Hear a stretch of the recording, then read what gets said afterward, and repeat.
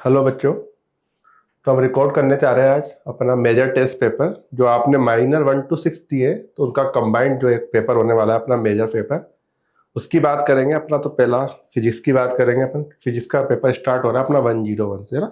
और जैसे कि आपको पता होगा इसमें जो टॉपिक्स आ रहे हैं लगभग अपनी 11th पूरी है, ठीक है। और 12th का इलेक्ट्रोस्टैटिक मान सकते हैं, ग्रेविटेशन वो भी 11th का पार्ट हो गया। तो ये सारे टॉपिक अपन इसमें कवर करेंगे, ठीक है। डिस्कस करते हैं अपन फर्स्ट क्वेश्चन से।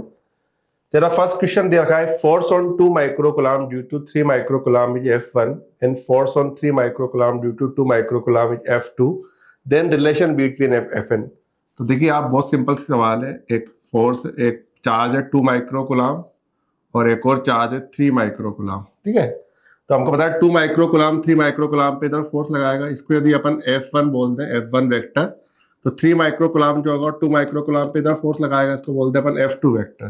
तो जैसे कि हम जानते हैं F1 और F2 वेक्टर जो होगा दोनों का मैग्नीट्यूड तो बराबर होगा, लेकिन डायरेक्शन क्या होगी, अपोजिट होगी। इसका आंसर हो जाएगा F2 vector equal to minus F1 vector. अगला सवाल अगर अपन देखेंगे तो अपने को एक पोटेंशियल और डिस्टेंस के बीच में ग्राफ दे रखा है। तो आपसे कहा था magnitude of electric field at R equal to 5 centimetre, ठीक है। इलेक्ट्रिक फील्ड की बात कर रहा है ये। तो इलेक्ट्रिक फील्ड की बात कर रहा है, पर इलेक्ट्रिक फील्ड इसमें जो रिलेशन होता है वो आप जानते हैं, वो होता है माइनस ग्रेड V, या इसको सकते हैं अपन माइनस डेल V या माइनस dV ओवर dr, ठीक है। इसका मतलब क्या होगा, dV ओवर dr की बात कर रहे हैं, पर dV ओवर dr का मतलब हो गया इसकी स्लोप, ठीक है, at R equal to 5 centimetre. तो R इक्वल टू 5 सेंटीमीटर यहाँ होगा, तो इस पूरी लाइन की जो स्लोप होगी वही इस पे हर पॉइंट पे स्लोप होगी। तो अपन 5 सेंटीमीटर पे की स्लोप निकालेंगे delta V by delta R से, तो आपको समझ में आ जाएगा y2 माइनस y1 से। तो ये हो जाएगा 0 माइनस 5 अपॉन 6 माइनस 4। तो ये वैल्यू आ जाएगी माइनस का 5/2, और माइनस फॉर्मूला का आगे लिख रहा है तो माइनस माइनस क्या हो जाएगी, ये प्लस। तो ये हो जाएगा प्लस का 5/2। और वैसे वो मैग्नीट्यूड की बात कर रहा है, तो मैग्नीट्यूड तो आप जानते हो वैसे भी पॉजिटिव होता है।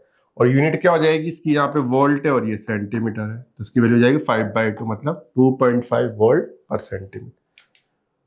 नेक्स्ट क्वेश्चन है अपना गॉस लॉ से। कह रहा है in following figure find out phi net from the close surface. तो क्लोज सरफेस से फाई नेट, तो गॉस लॉ ने अपने को बहुत अच्छी थ्योरम दी थी कि किसी भी क्लोज सरफेस से जो फाई नेट होता है, या उसको अपन सकते हैं E डॉट ds, ये होता है कि उस सरफेस के अंदर कितना चार्ज है डिवाइड बाई एप्सिलॉन नॉट, ठीक है। तो यदि भाई अपने को पता है कि भाई ये जो डिस्टेंस आती है ये √3a के बराबर आती है, मैथमेटिक्स में सिखाई जाती है अपने को शुरुआत में। तो जो Q इनसाइड हो जाएगा वो हो जाएगा लेमडा इंटू √3 है। ये तो Q इनसाइड हो गया, और इसमें वैल्यू पुट कर देंगे अपन, तो ये हो जाएगा lambda into √3a divide by epsilon not.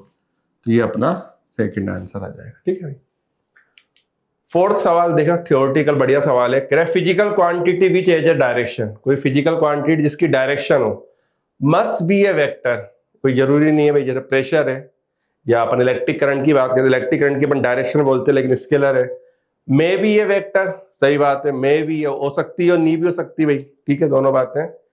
Must be a scalar, must जहां वर्ड आ गया तो जरूरी नहीं है स्केलर होती है भाई, और तो आपको पता है इसका आंसर हो जाएगा may be A vector.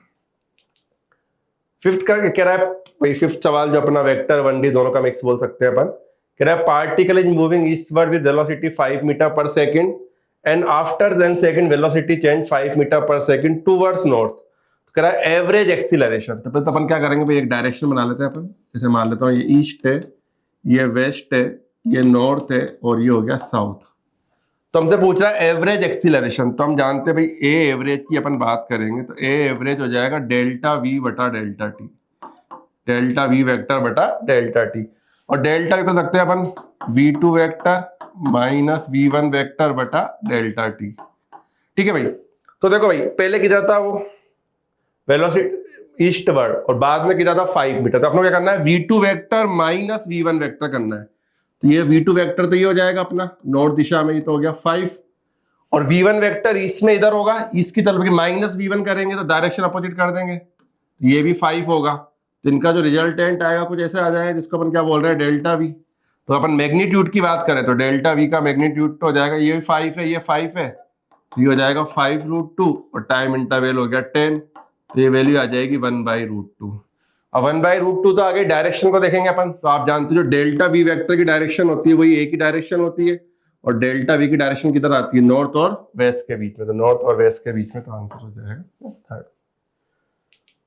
Next question है भाई, अगर टू वेक्टर है एन बी दे रखे हैं आपको, अगर दोनों वेक्टर परपेंडिकुलर हैं तो एक्स की वैल्यू क्या होगी। तो भाई हम जानते हैं अगर दो वेक्टर परपेंडिकुलर होते हैं तो उसकी जो कंडीशन होती है वो होती है A dot B equal to 0।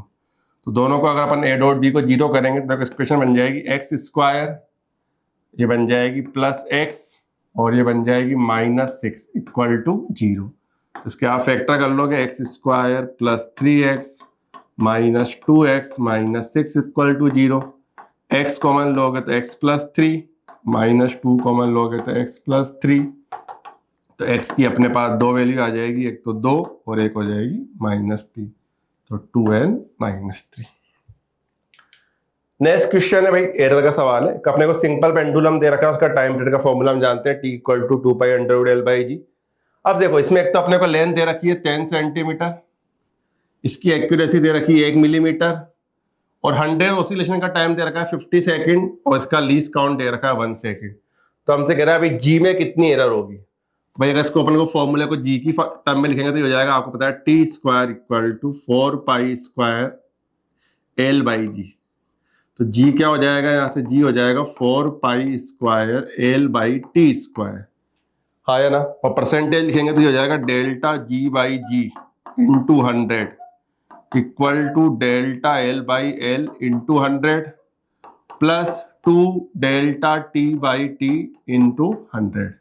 भाई ये जो पावर होती है आपको पता है वो आगे आ जाएगी, कोई दिक्कत होगी नहीं इसमें। तो डेल्टा एल देखो आपको दे रखा है 1 मिलीमीटर, 1 मिलीमीटर हो गया 0.1, एल दे रखा है 10 इंटू 100, 2। डेल्टा टी की बात करें, लीस्ट काउंट 1 सेकेंड, एक टाइम दे रखा है अपने को 50 इंटू 100। तो इसको हटाओगे, पॉइंट हटाओगे तो ये तो एक तो ये आ जाएगा, और 50 से कट जाएगा 2 बार, तो 2 इंटू 2 ये हो गया 4, तो ये आ जाएगा अपना 5%। तो आंसर हो जाएगा इसका 5%। ठीक है भाई। देखो अगला सवाल, एक प्रोजेक्टाइल है, उसकी अपने को इनिशियल वेलोसिटी दे रखी है। तो इनिशियल वेलोसिटी कितनी दे रखी है, 6i + 10j। इसका मतलब मुझे यहां से ux मालूम पड़ गया 6 और uy मालूम पड़ गया मुझे 10। ठीक है, तो आपसे कह रहा है रेंज, तो रेंज का फॉर्मूला भाई ux uy की टर्म में आप जानते हैं 2ux uy/g। ये हो जाएगा 2 इंटू 6 इंटू 10 डिवाइड बाई 10, ये वैल्यू आ जाएगी 12 मीटर। ठीक है, सिंपल।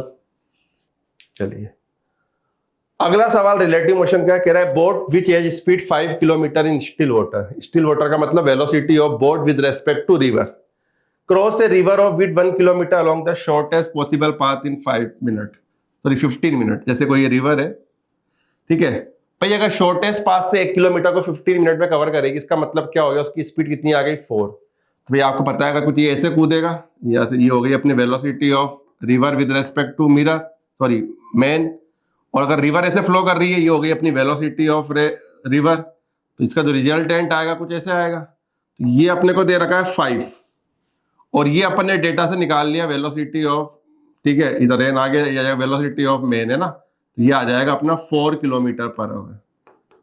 तो बहुत सिंपल, एक राइट एंगल ट्राइंगल बन गया, ये 4 है ये 5 है, तो ये कितना हो जाएगी भाई 3 किलोमीटर पर आवर, शॉर्ट से। ठीक है, चलिए नेक्स्ट क्वेश्चन प्रोजेक्टाइल का भी अपने को इक्वेशन दे रखी है, y = 12x - 3/4। हॉरिजॉन्टल कंपोनेंट दिया हुआ है, आपसे कह रहा रेंज ऑफ द प्रोजेक्टाइल। अगर आपने जब प्रोजेक्टाइल की अपन ट्रेजेक्टरी की इक्वेशन पढ़ते हैं तो उसमें एक इक्वेशन ये होती है x tan थीटा 1 - x/r। यदि अपन इसको इस फॉर्म में लिख लेते तो अपने पास सीधा r आ जाएगा। तो x tan थीटा, अपने को यहाँ 1 चाहिए, तो 1 चाहिए मतलब ये पूरा टर्म अपन कॉमन ले ले, तो कॉमन ले लो तो ये हो जाएगा 12x, तो यहाँ तो हो गया 1। अब यहाँ 12x चाहिए था, x तो है लेकिन 12 नहीं है, तो 4 से मल्टीप्लाई कर देंगे, 4 से डिवाइड कर देंगे, तो ऊपर रह जाएगा x और नीचे हो जाएगा 16। और जब इससे कंपेयर करेंगे तो आपके पास r सीधा आ जाएगा 16 मीटर। ठीक है, नेक्स्ट क्वेश्चन पे आते हैं। The path of one projectile is seen by an observer of another projectile. तो भाई आपने पढ़ा होगा कि जब भी रिलेटिव एक्सीलरेशन a21 या a12 0 होता है, ठीक है, तो इसके रेस्पेक्ट में उसका जो पास होगा वो कैसा होगा, स्ट्रेट लाइन। तो अगर आप एक प्रोजेक्टाइल से बैठ के दूसरे प्रोजेक्टाइल को देखेंगे तो दोनों के बीच में रिलेटिव एक्सीलरेशन 0 होता है, इसलिए उनका पाथ कैसा होगा, स्ट्रेट लाइन। डायरेक्ट बताया भी जाता है ये बच्चों को। अगला कह रहा है, the normal reaction force is double the coefficient of friction. आपसे पूछा है कोफिशिएंट ऑफ फ्रिक्शन, मतलब आपने म्यू पूछा है, और जो म्यू होता है, म्यू केवल डिपेंड करता है सरफेस के नेचर पे डिपेंड करता है। तो नॉर्मल फोर्स बढ़ाने से भाई फ्रिक्शनल फोर्स फर्क पड़ेगा, लेकिन जो म्यू है उस पर कोई फर्क नहीं पड़ेगा। तो म्यू क्या रहेगा, सेम, नॉट चेंज। ठीक है। अगला भाई न्यूटन लॉ ऑफ मोशन का सवाल दिख रहा है अपने को। तो पुली अरेंजमेंट दिया हुआ है अपने को, है ना, वो आइडियल कंडीशन है, अपन रोप के मास को नेग्लेक्ट कर रहे हैं और ठीक है, लिफ्टेड बाय m और 2m इस केस में।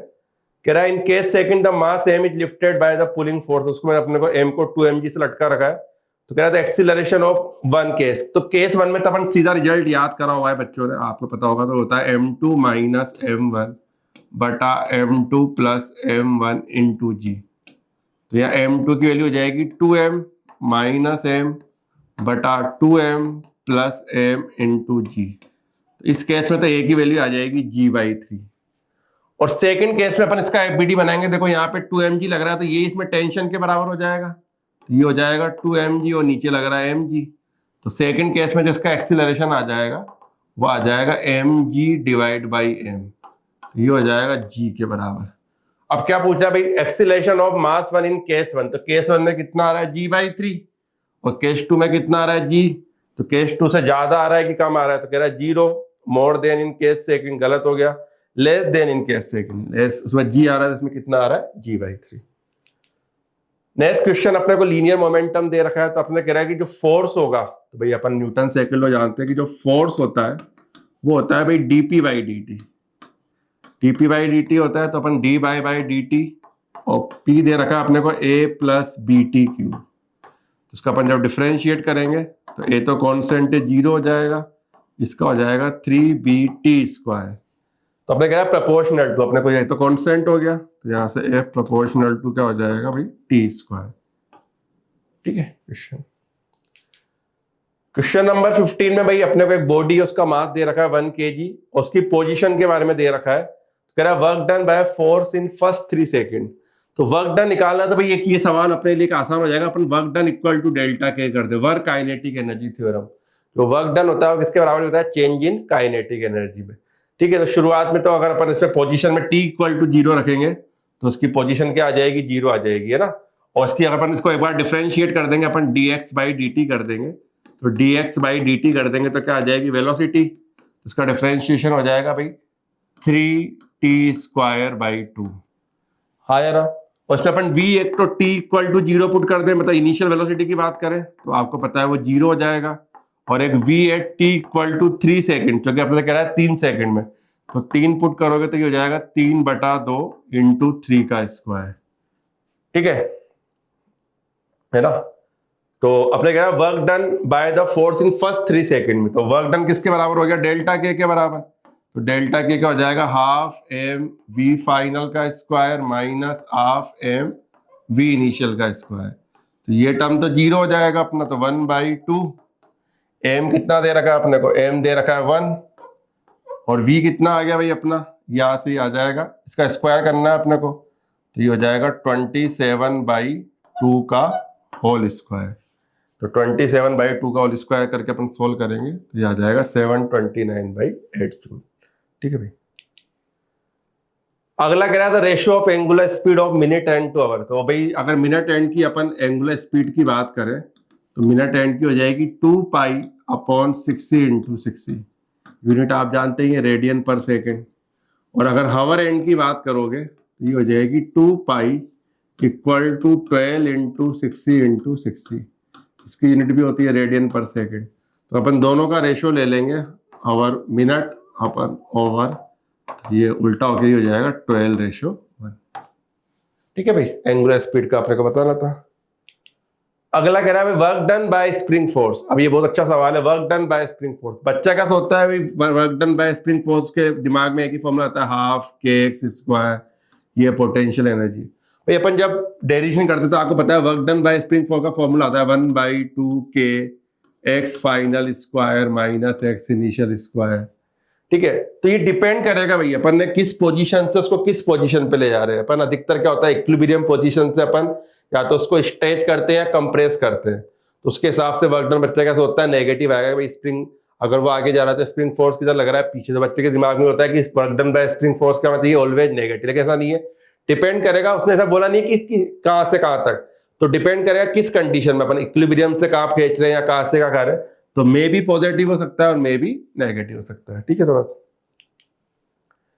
भाई अगला सवाल है अपने सर्कुलर मोशन की बेसिक बातें हैं सारी। तो आपको पता है कि जब भी कोई पार्टिकल जब सर्कुलर मोशन कर रहा है, ठीक है, अगर ये ऐसे घूम रहा है मानता हूं इस समय, तो इसकी वेलोसिटी आपको पता है ऐसे होगी है, और जो ऐसे एंट्रीपिटल होगा वो ऐसे होगा। तो ए सेंट्रीपिटल और वेलोसिटी दोनों एक ही प्लेन में होंगे, और यदि ये ऐसे घूम रहा है तो आपको पता है जो ओमेगा होगा, ओमेगा ओमेगा बार की तरफ होगा तो क्या हो जाएगा डॉट, और अल्फा जो होता है वो डिपेंड करेगा ओमेगा पे। अगर ओमेगा कांस्टेंट है तो अल्फा 0 होगा। अगर ओमेगा भी टाइम के साथ बढ़ रहा है, अगर ओमेगा इंक्रीज हो रहा है तो अल्फा भी किधर होगा भाई डॉट, और अगर ओमेगा टाइम के साथ डिक्रीज हो रहा है अपने डायग्राम के हिसाब से तो अल्फा किधर हो जाएगा क्रॉस, उसके विपरीत। अब सवाल पढ़ लेते हैं भाई, कह रहा ओमेगा परपेंडिकुलर टू एसी, तो ओमेगा ऐसे अपने हिसाब से और एसी ऐसे परपेंडिकुलर, पहला सही है। पूछा not correct omega perpendicular to alpha, भाई ओमेगा और अल्फा कभी परपेंडिकुलर नहीं होंगे, या तो पैरेलल होंगे या एंटी पैरेलल होंगे या अल्फा 0 होगा। ठीक है, तो ऐसे क्या हो जाएगा गलत हो जाएगा। अगला कह रहा भाई सिंपल सवाल है कंजर्वेशन ऑफ लीनियर मोमेंटम। एक पार्टिकल है उसको अपन ने यहां से u स्पीड से फेंका, और वो जब हाईएस्ट पॉइंट पे पहुंचा, यहां से u स्पीड से थीटा एंगल पे, जब हाईएस्ट पॉइंट पे पहुंचा तो वो 2 पार्ट्स में ब्रेक हो गया आइडेंटिकल, और एक पार्ट क्या कर रहा है रिट्रेस। तो टकराने के पहले इसका मास अगर m मान लूं मैं, तो आपको पता है इसकी स्पीड u cos थीटा हो गया 2m मान लेते हैं ताकि m आसान हो जाएगा, है ना। अब ब्रेक होने के बाद क्या होगा भाई, एक पार्ट हो ये तो m u cos थीटा, ये तो पीछे पीछे आ जाएगा, और सेकंड पार्ट की पूछ रहा है माता हूं, सेकंड पार्ट चल जाएगा v से। तो अपन कंजर्वेशन ऑफ लीनियर मोमेंटम लगाएंगे तो क्या हो जाएगा 2m u cos थीटा, ये तो p इनिशियल हो गया, और p फाइनल में क्या हो जाएगा, इसको पॉजिटिव मानेंगे, वेक्टर क्वांटिटी है, इधर नेगेटिव मानना पड़ेगा, तो minus M U cos theta plus m into V, तो इधर आके ये बन जाएगा 3mu cos theta equal to mv, तो m से m कट गया तो v की वैल्यू कितनी आ जाएगी 3u cos थीटा, ये आ जाएगी भाई। ठीक है, कंजर्वेशन ऑफ लीनियर मोमेंटम। अगला सवाल है भाई 3 सॉलिड स्फीयर दिख रहे हैं अपने को इस तरीके से, अपने को इस एक्सिस के अबाउट मोमेंट ऑफ इनर्शिया बता रहा है भाई, इसके अबाउट। तो आपको पता है इस वाले का, तो इसकी अपन बात करें तो इसका तो सीधा आ जाएगा 2/5 mr²। अब इन दोनों का, इसका सेंटर से पास करने वाली इसका तो इसके अबाउट तो 2/5 mr² होगा, लेकिन इसको यहाँ शिफ्ट भी करना पड़ेगा, ये दूरी कितनी है r के बराबर, तो क्या हो जाएगा देखेंगे भाई, ये तो हो गया इसका तो हो गया 2/5 mr², है ना। अब इस दोनों का से 2 से गुणा कर देता हूं मैं, इसका सेंटर के अबाउट आ जाएगा 2/5 mr² प्लस पैरेलल थ्योरम से तो ये md², डी का नाम क्या हो जाएगा mr², तो इसको सोल्व करेंगे तो कितना आ जाएगा 16/5 mr²। अगला सवाल देखो, बढ़िया सवाल है, कह रहा है if earth suddenly shrinks such that its radius reduced to half of its present value and mass remain constant, अगर उसकी वैल्यू आज हो जाए the period of time period, भाई आप जानते हो जब एकदम से होगी श्रिंक होगी तो उसका कंजर्वेशन ऑफ लीनियर मोमेंटम, तो I1 ω1 इक्वल टू I2 ω2। तो पहले वाले केस में I1 क्या हो जाएगा 2/5 mr² इंटू ओमेगा बोल देता हूं। सेकंड केस में क्या हो गया 2/5 m तो वही रहा, लेकिन r कितना हो गया r/2 का स्क्वायर इंटू ओमेगा डैश। तो इसको सोल्व करेंगे 2/5 से m गया, r² से r² गया, तो ओमेगा डैश की वैल्यू आ जाएगी 4 ओमेगा। ठीक है, और अपन नया टाइम पीरियड निकालेंगे टी डैश, तो वो हो जाएगा 2π/4 ओमेगा, और शुरू वाला जो टाइम पीरियड होगा 2π/ओमेगा, तो 24 आवर के बराबर होगा, तो ये आ जाएगा 6 आवर। तो नया टाइम पीरियड कितना आ गया 6 आवर। लेकिन पूछ क्या रहा है आपने, पूछ रहा है कि भाई कितनी रिड्यूस हो गई, तो पहले 24 थी तो रिड्यूस कितनी हो गई 24 - 6, कितनी आ जाएगी 18 आवर। कुछ बच्चों ने यहाँ तक पढ़ भी लिया होगा, फिर भी उन्होंने 6 आवर टिक कर दिया होगा। भाई पूछ ही नहीं रहा कितनी रह गई, और पूछा कितनी रिड्यूस हो गई, तो 24 में तो 6 गया तो 80। अगला सवाल है भाई, एक रोड है ए बी दिख रही है आपको, वो हिंज हो रही है इसके अबाउट, और यहां से एक धागा बंधा हुआ है। कह रहा है जैसे इसको अपन स्ट्रिंग को कट कर देंगे, तो आपको पता है जैसे आप इसको कट करोगे, इसका एफबीडी बनाओगे, तो नीचे क्या लगेगा mg, यहां से सेंटर ऑफ मास हो जाएगा इसका L/2।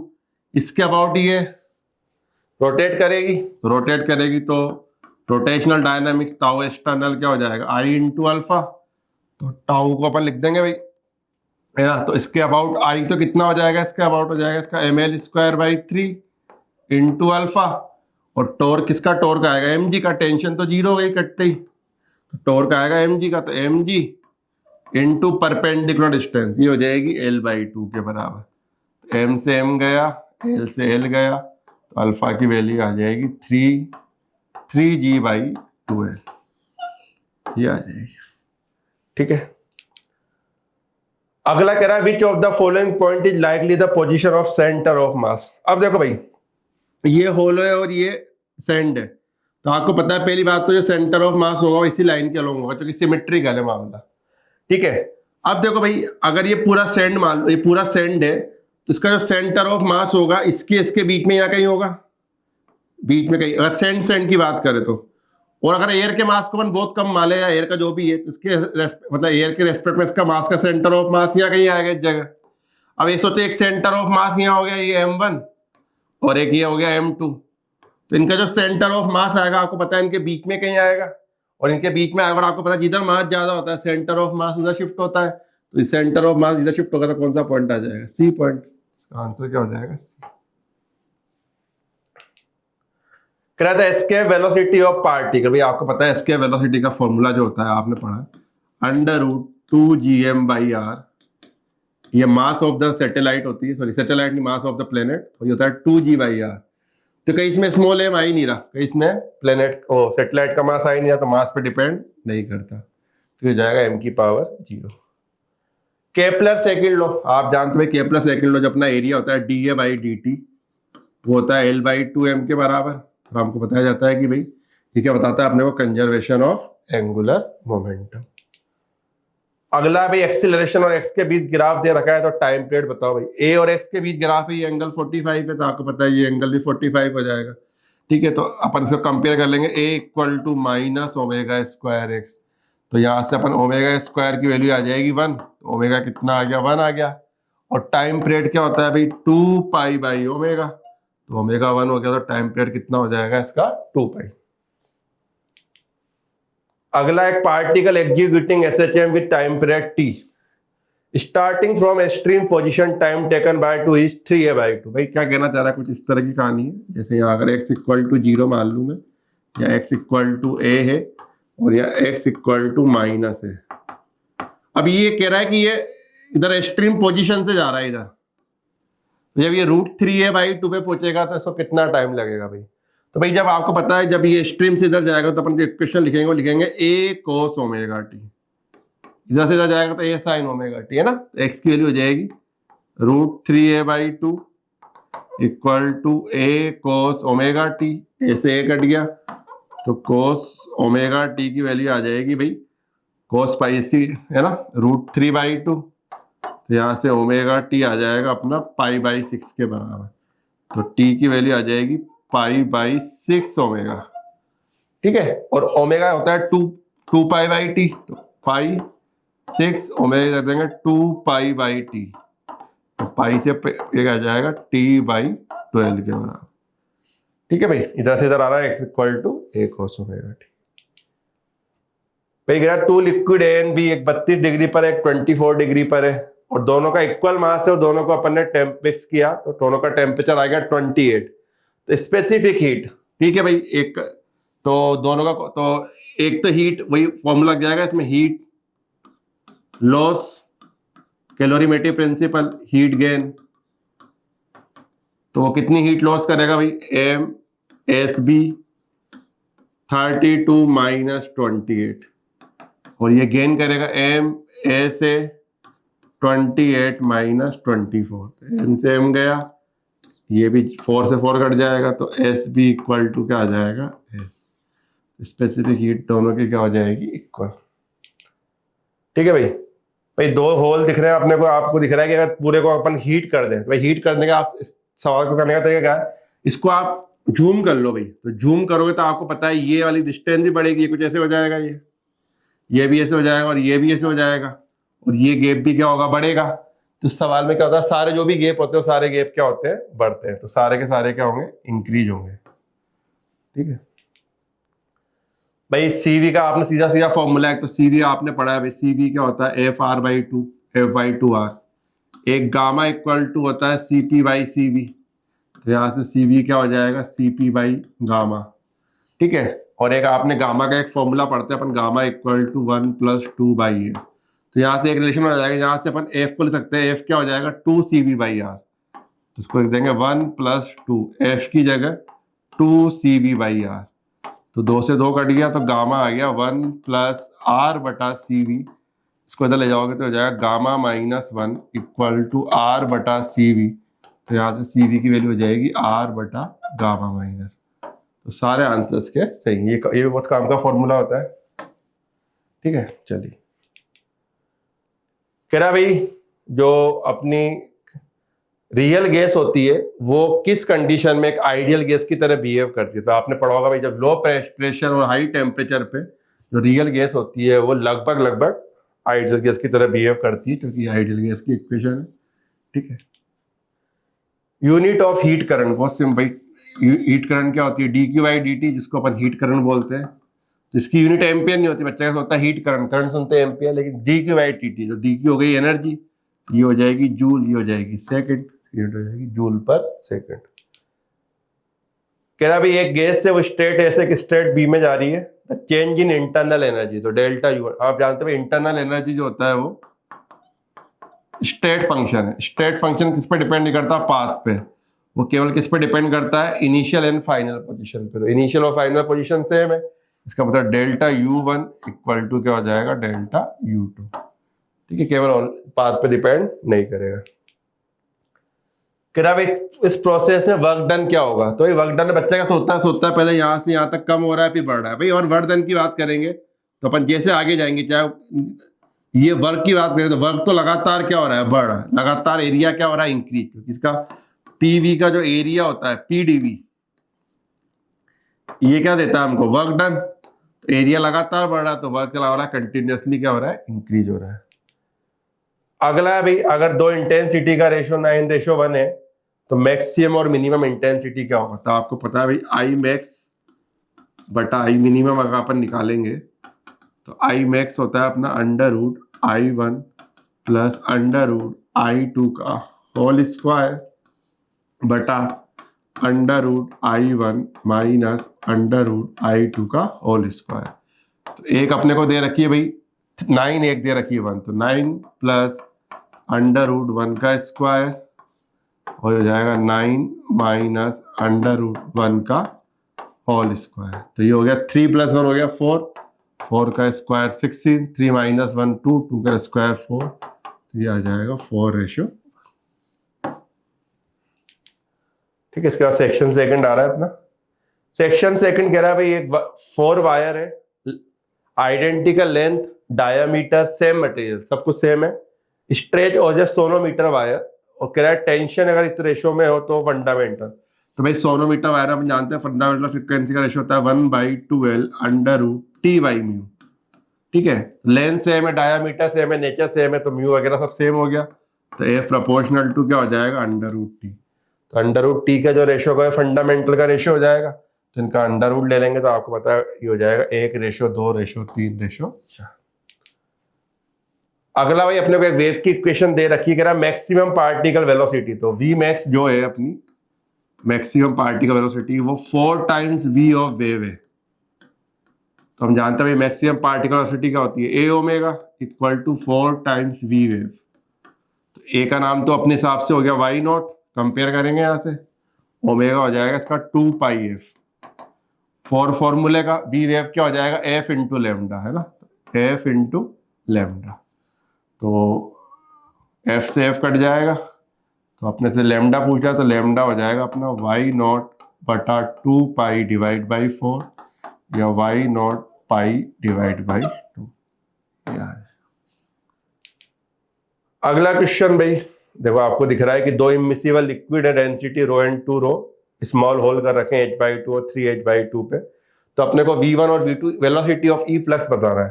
तो v1 तो भाई आप डायरेक्ट निकाल सकते हो, आपको पता है जो v1 आ जाएगी तो होती है √2gh, तो 2g और h की वैल्यू हो जाएगी h/2, तो ये तो आ जाएगी √gh के बराबर। अब v2 कैसे निकालेंगे भाई? v2 के क्या करता हूँ मैं, देखो मैं मुझे बन रही थ्योरम लगानी पड़ेगी, तो यहाँ पोटेंशियल एनर्जी जीरो मान लेता हूँ, है ना।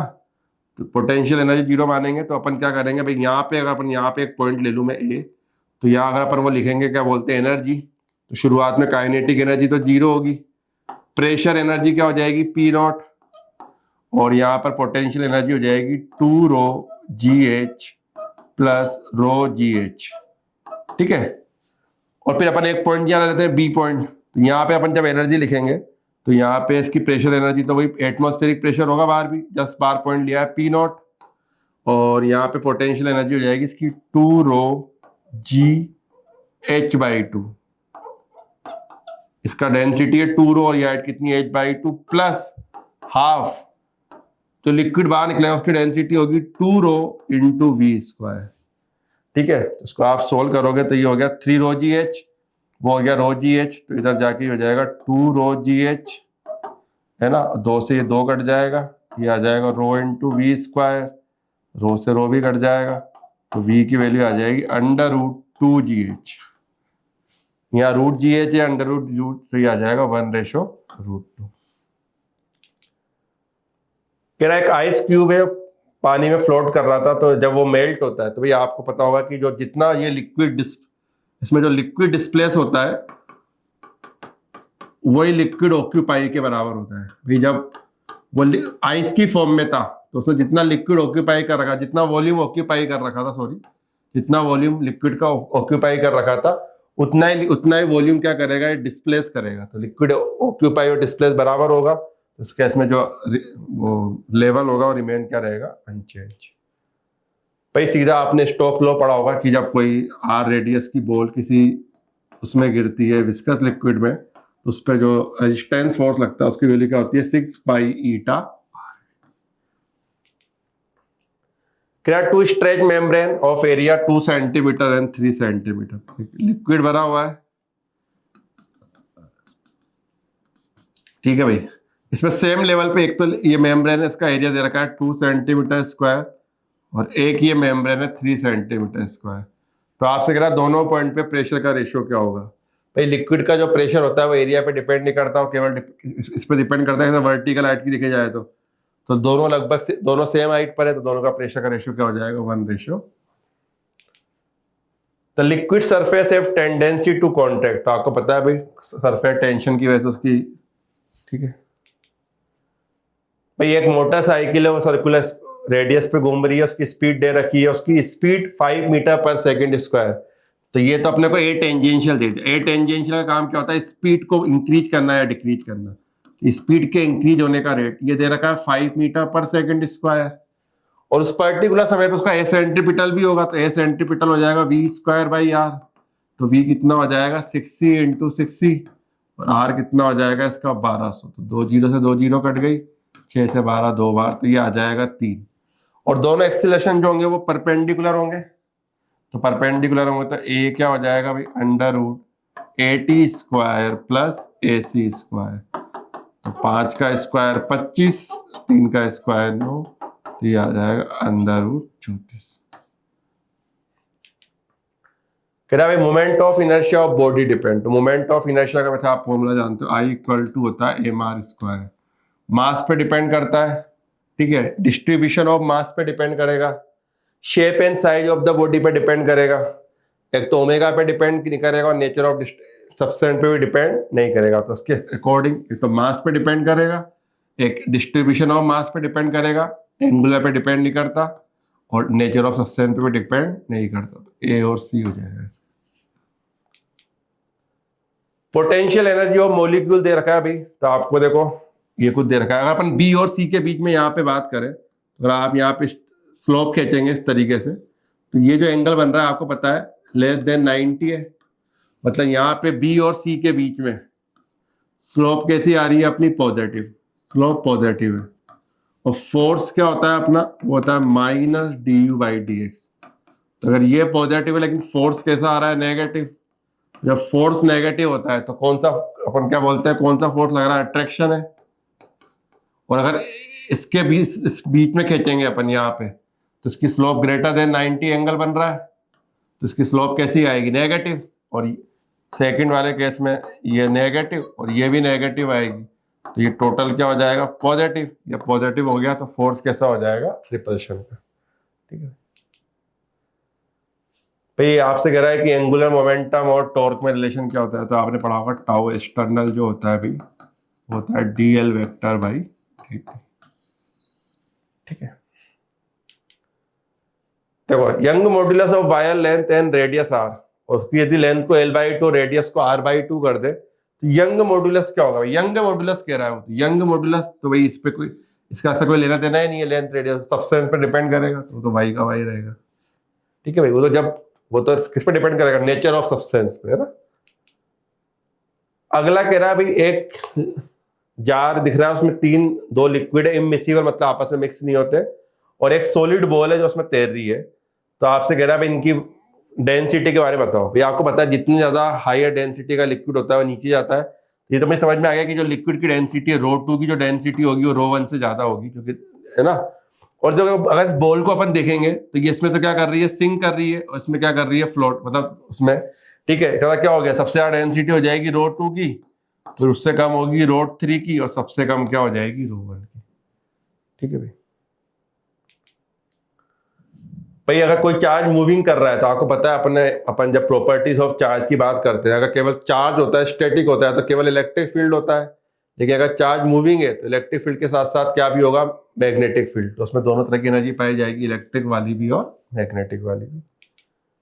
और लास्ट सवाल है भाई, अपने पास एक थिन कंडक्टिंग शेल है जिसपे चार्ज दे रखा है अपने को Q, इसकी रेडियस है R, और इसके सेंटर पे भी एक चार्ज रखा हुआ है Q। तो आपसे कह रहा है यहाँ से R/2 डिस्टेंस, कोई पॉइंट मान लेता हूं मैं R/2 पे, तो यहाँ पर पोटेंशियल क्या होगा। तो पोटेंशियल अपन पोजीशन से क्या हो जाएगा, V1 प्लस V2 हो जाएगा। तो इस पॉइंट चार्ज की वजह से फॉर्मूला हो जाएगा KQ बाई R/2, और इसके लिए ये इनसाइड पॉइंट जो इसकी सरफेस का पोटेंशियल होगा वही अंदर हो जाएगा, ये हो जाएगा KQ बाई R। ये हो जाएगा 2KQ by capital R plus KQ by small r। ठीक है, तो कौन सा आ जाएगा इसका आंसर। आई होप पेपर अच्छा था, ठीक ठाक, चलिए।